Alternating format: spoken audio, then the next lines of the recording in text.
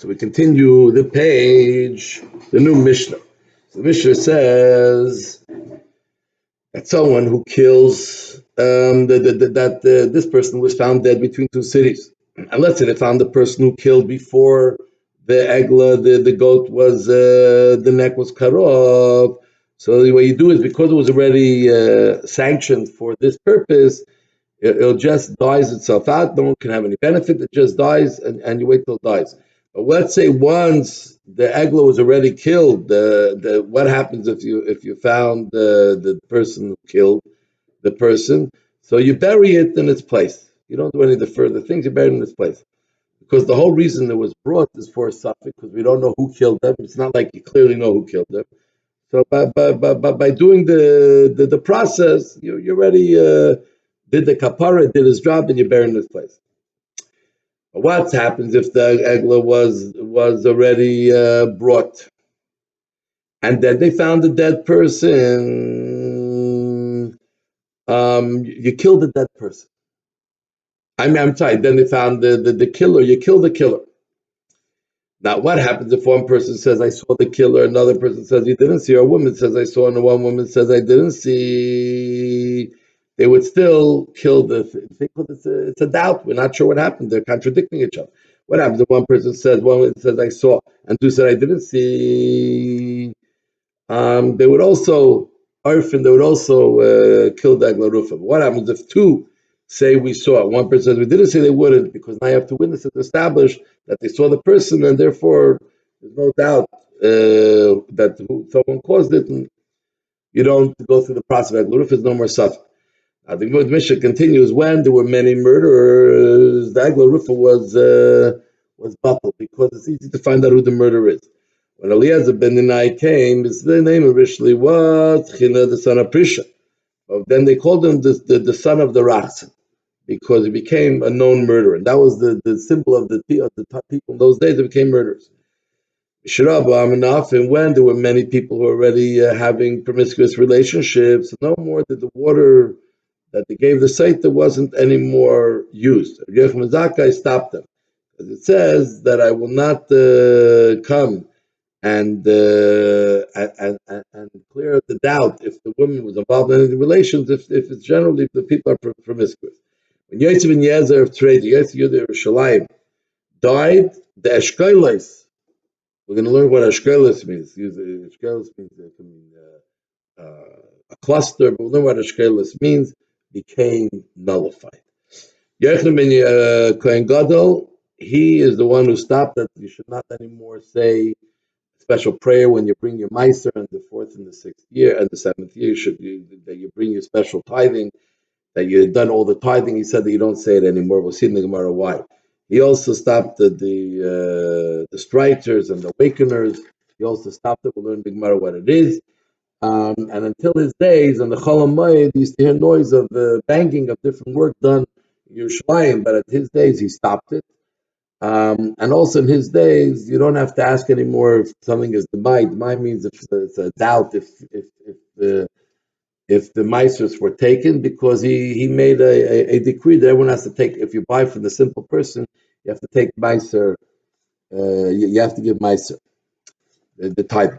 So the rabbis learned, how do we know that the egla was killed, and then the killer was found, that he killed the killer? Maybe the fact that he brought this whole atoning sacrifice, he walks away. He brings a verse that say the only way to atone for the sin is when the person, for the killing, is when the person himself gets capital punishment.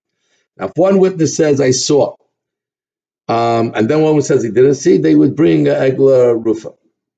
So what happens if only one witness came and no one contradicted him? But it's only one witness. How? So you believe him? So the rabbi says no, because it says they don't know who killed him. But if one person came forward and says they know he killed him, even if there's a person on the other side of the world, they don't kill him because it didn't fulfill what the Torah says, that no one knows who killed him, someone knows who killed him. So you can't bring a murder to trial, but you can still, someone killed him.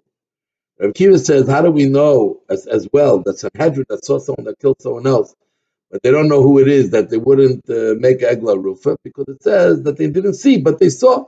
Even though they can't establish in a proper Jewish court system and to convict the person, but yet they saw, and therefore egla rufa cannot happen. So now that we said that one witness is believed, so how could then a second one come and now contradict it? Ullah said a general statement, whenever the Torah believes one witness, that witness becomes like as if it's two. And then the second person who comes later is like one against two. So Ullah says that's what the Mishnah actually says, that they wouldn't bring Eglah Ruf, it's like two against one. And Rabbi Yitzchak says the same, but Rabbi Chia says, yes, they would. So the question is, but it's two against one, even though it's one against one, the first one comes like two. So he said there's no question. When two witnesses come at the same time and they contradict each other, it's one against one. But if one comes and he establishes one version, and then someone comes later, it's two against one, and in that case, you wouldn't bring Eglah Ruf. So now we learned, if one witness says, I saw the killer, and two witnesses said, I didn't see, they wouldn't do Eglah Ruf. But what does it seem? If one on one, they would. One on one, they wouldn't Eglah Rufa. So if one witness says, I saw, and two witnesses says, I didn't see, so the two cancels the one. But one on one, they would. So Reb Chia said that one on one, they don't. So he said, Reb Chia said, let's look at the end. The end says that if two witnesses said we saw, and one said we didn't see, they wouldn't do it. But if one on one, they would. So it's like the Mishnah itself is contradicting. So he says that part of our Mishnah is talking about a different situation. This whole statement that one witness becomes like two is when talking about kosher witnesses, people who the Torah validates as witnesses. But then you have psuliators, people that are not really kosher witnesses, but in certain situations, we listen to their voice. And like the Nehemiah says, whenever the Torah believes one witness, you go after the majority. So meaning, so two women in one man is like two men in one man. You go against the majority. It's the majority. You go against the majority. Or some say, so it doesn't become like one becomes two, and then the second one. If you go against them, you look at the majority of people, and that's how you follow who is the majority. The ones who say they did see or they didn't see. Some say that when one witness comes, a kosher witness comes, even 100 people that follows afterwards, once it was established his testimony, it's like one. It's like 100 against the come. It doesn't make a difference. We don't look at numbers anymore. Once the first witness comes and we establish like two, we don't believe the others, even if 100 come after. And this is what we're talking about. If a woman came at the beginning and said she saw, and this one the Nehemiah says that whenever Nehemiah says this, whenever Torah believes one witness, you go after the majority, and they make two women who come, two women, two women with one, like two men against one man. But two women against one man. So when they're all not kosher witnesses, you go after the majority. But it's two women against one man, then it's like half and half, and then it doesn't cancel.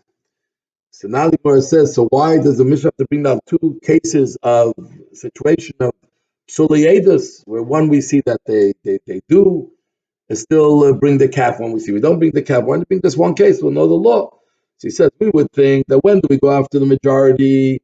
When they're not kosher witnesses, l'chumra, to be machmir, to be more stringent. But l'kula, to make it less stringent, we would think that not to kill the Eglah Rufa, would think that for that it wouldn't apply. So it says even l'kula, even for leniency, it also applies. Now the Gemara continues. When there were many killers, the rabbis learned when the killers became many, the Eglah Rufa was no more, because Eglah Rufa only comes when there's a doubt. But when there are many killers, it's easy to find, because there weren't any more hiding as much. It wasn't so unusual. It's easy to find the killer.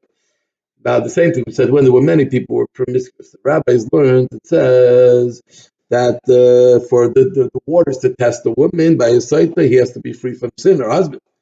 So the man is free from sin, the water can test the wife. But if the man is not free from sin, the water can't test the wife. So it says that that when there became promiscuity, that didn't work anymore. So what does it mean, Omer? And when it came promiscuity, he says we would think that only your sin, but if your children are sinning, it won't affect the water testing. So he says no. Even if your children are sinning, I also won't test. I would think only if they're sinning with adulterous relations, but if they're sinning even with a woman who's not married, where it's not such a terrible sin, you don't get the capital punishment, it wouldn't apply there. So it says no. The fact that the promiscuity happens, the water doesn't anymore can be used to can't be used to verify. What does it mean? And the people were distraught. So he says that people become distraught because the prophet was saying that if you're careful in your relationships, then the water will be able to use to verify if she had an affair or not, and you'll be satisfied and you'll walk out knowing clear. But if the water cannot test, all of a sudden you're suspicious of your wife, but there's no way of knowing, become very distraught.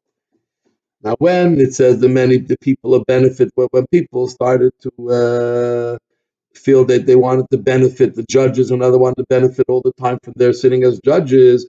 So all of a sudden, all the laws and all the actions became very crooked, and the world stopped being a restful place because there's no real justice. Justice started to fall apart. That's what we're going to learn now about different things that were affected. That justice was not being done properly, and it caused a lot of chaos in the world and confusion. So whether were people who all of a sudden looked at the people in front of them and said, he's more important, I'll take care of him more, this is less important. So all of a sudden they're not afraid, they're looking at the two people very differently, they're not being following the way Hashem wants them to do it, they're more scared of people than of Hashem.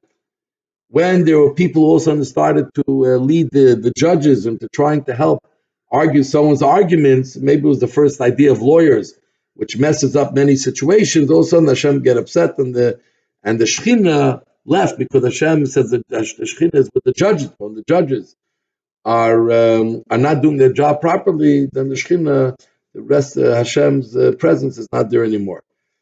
It says when the people go after their money, etc., became plentiful, and the people say the bad is good and good is bad.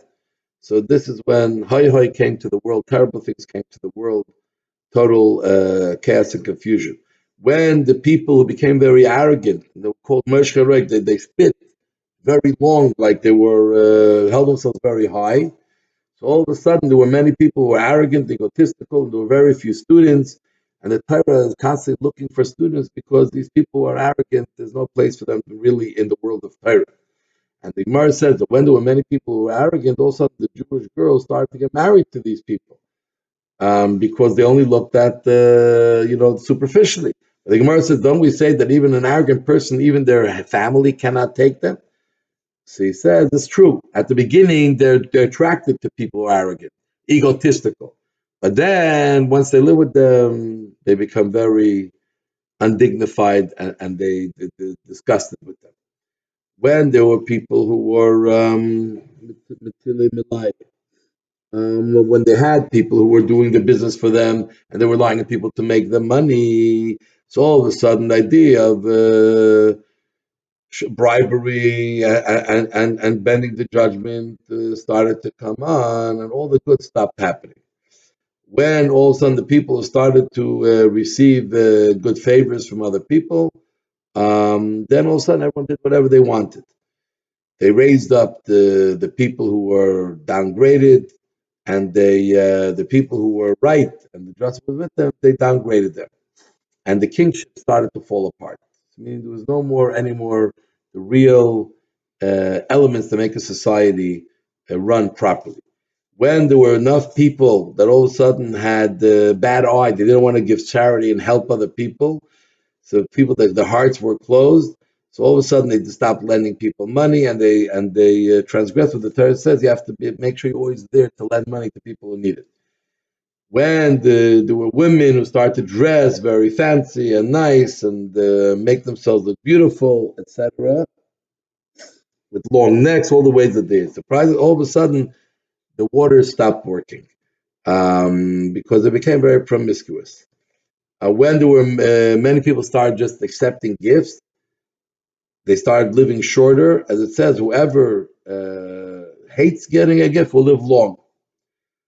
When the people started not following the teachers and learning properly, but just hear a little bit and think they know better, that brought a lot of arguments amongst the Jewish people. When the students of Shami and Hillel did not really spend enough time with the teachers to really learn all the details and how to properly give a ruling, etc., that brought even more disagreements amongst the Jewish people and became like two Torahs, like two different religions.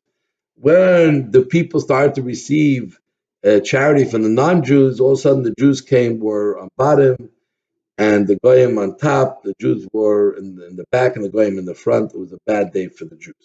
When Yezer died, the Shkolos and Yosef ben Yehuda, so the Shkolos, what do you mean the Shkolos? The clusters, he says, Shkolos stands for the person who was complete. Until then, the Torah was complete. Every part of the Torah that was given down orally was complete 100%. But when they died, started many of the arguments, and all the arguments amongst the rabbis started after that time. Yechon Kain Gadol said that you don't have to anymore say the special prayer when you bring the tithing in the 4th and 7th year. Why? So he says because in the second temple they didn't give it properly. The Torah said just give Meiser Sheni to the Levites. But Ezra was upset that the Levites didn't come to Jerusalem. So he said, give it to the Kohanim. So the Gemara says, okay, so that's Meiser Sheni, but the other tithings and Truma you have to give. So why don't we say a prayer that I've done everything accordingly? So Shlakish says, because if you can't say, I'm sorry, Meiser Sheni goes to the Levites. If you can't say Meiser Sheni, you can't say Meiser Rishon. I'm sorry, Meiser Rishon. The first Meiser goes to the Levites. You can't say a prayer Meiser Rishon. You can't say any of the other ones because that's the first one. There's Truma, Meiser. But the Gemara says, so obviously they were giving the tithing, they just were giving it to the wrong place. But didn't we learn elsewhere that the Yechlik and Gadla actually nullified the vidui, and he made instituted another law about Dmai that you have to take off whenever you buy produce from Amaretz, a person who's not very knowledgeable. You have to take off Beisar again. Because he sent that all over Israel, and he saw that they're only taking Truma Gdela, the first one they give to the Kohen, the 140th, 50th, or 60th.